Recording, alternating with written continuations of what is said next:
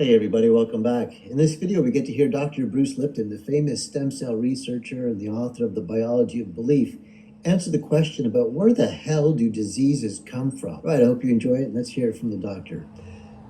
Before we even get to the human aspect of this, you have to recognize something called the biological imperative.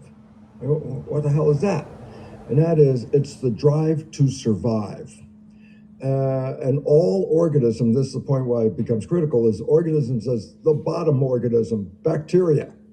They are endowed with a biological imperative because if you try and kill a bacterium, it's not going to go, oh, okay, kill me. It's going to do everything it can to stay alive. So every living organism has a drive to stay alive. Well, in that case, it also then has an awareness of what could, compromise that alive. And then we build up an awareness of the scary things that could threaten us, so that if they show up in our world, then we're going to immediately make a response to protect ourselves. Let me just because we might get into this later, there are two aspects to the biological imperative: survival of the individual, yourself, let's say, which is mainly why you seek air, water, food, shelter, and things like this, because this keeps us alive. The second one is also very critical because the second part of biological imperative is survival, not of the individual, but survival of the species, which means there's a drive to reproduce to keep the species alive. So we can talk about the individual one first, okay? So it says, when threats come into the environment, the biological imperative is the first to waken you to the threat, okay? Where is it? Well, that's what he said. Well, in the neural system, I go, we don't even know where it is. And it was there in bacteria before there was much of a neural system. So all of a sudden it goes, boy, we don't know where it is, but we know it exists. and the relevance about that is that we all live by this biological imperative, which protects us, okay? And then I said, well, as you said, if a threat is looming, then the biology switches its action, community, organization from growth into protection. And they're mutually exclusive. I'll just give you a reason why. If there's a stimulus that offers growth, you go to that stimulus and you go with your arms open to take it in. Assimilate, it's growth. It could be food, it could be love. I don't care. You open up, you go to the stimulus, open up and take it in. That's growth. Protection, you go away from the threat. And you close yourself down in protection. I say, guess what? You can't be in growth and protection at the same time. They're mutually exclusive behaviors. So when we get into protection, we shut down our openness and our growth in the world, and we start to look at how can I preserve myself in this threat, okay? And I say, well, how does the body make a response to this? I go, that the hypothalamus, which interprets the signals, interprets the fact that there's a threat.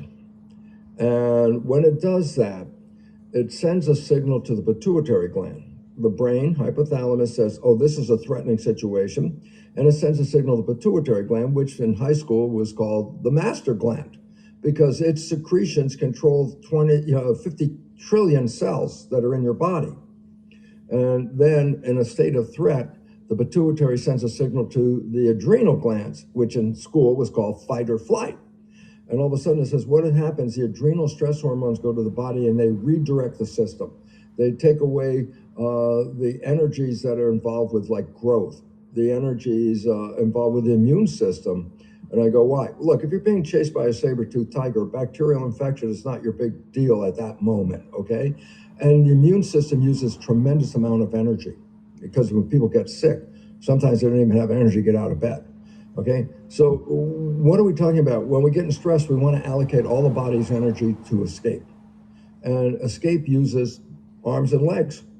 So I go, your energy is where? In the blood. So I go, so what happens when stress hormones come in? They redirect the flow of the blood.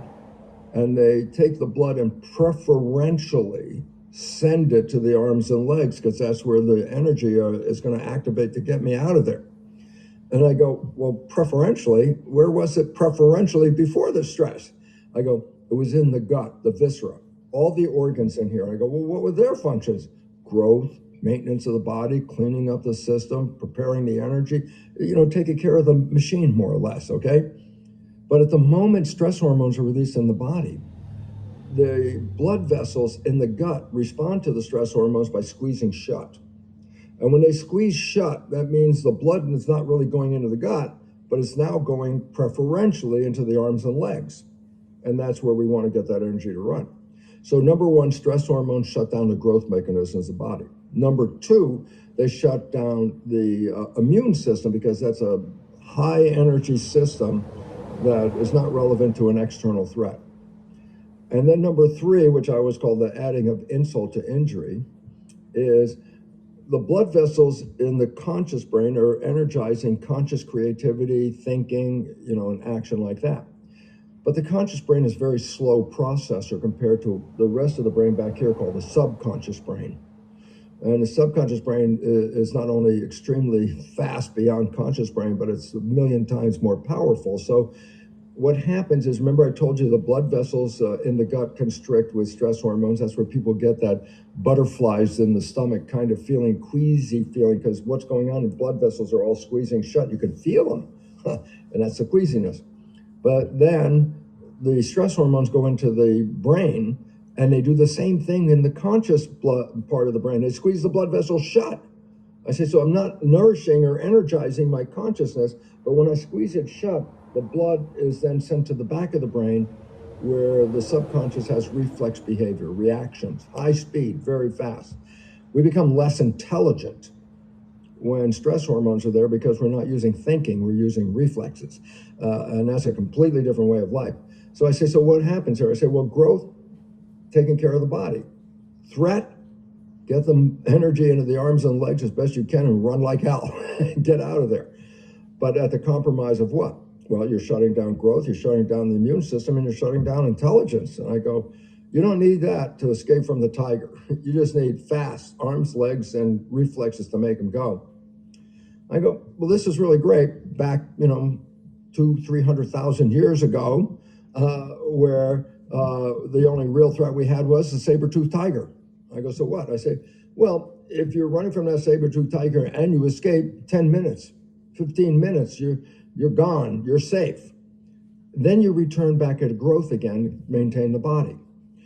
Today's world, the threats are so many of them out there that we're not on stress hormones for 10 minutes, we're on stress hormones all day. And I go, what's the consequence? Well, they say all day you are inhibiting the mechanism from taking care of itself. And I say, today we have a health crisis. I go, yeah. A lot of people up until recent times said, oh, the genes are causing the disease and all this kind of stuff like that. Fact of science, less than 1% of disease is connected to genetics. I was saying, well, then we have a health crisis. Where the heck where is all this coming from? And the answer is stress. Over 90% of illness is directly loaded to stress. Why? Because it shuts down the immune system, it shuts down the growth. You are weak. And it was only for a short period, years and years ago. But today, that period of stress is extended so it's like 24/7. And I say, well, that is the major compromise of life on this planet, the fears. And I go, well, it's real interesting because the media loves to give us all the fears and manipulates us. So when you watch the news, you're just dripping stress hormones through your body, compromising yourself. And so it's a point where we have to get out of this continuous chronic connection with fear, which is everywhere on this planet. Just watch the news, surf the web, look out your window and you can see this place is crazy and everybody's trying to do what? Well, fear closes you down. Well, you can't survive. Why? Because you need to be engaged with the world and respond to everything. But if you're closing yourself down, you pulled yourself out. And that's where disease starts to begin.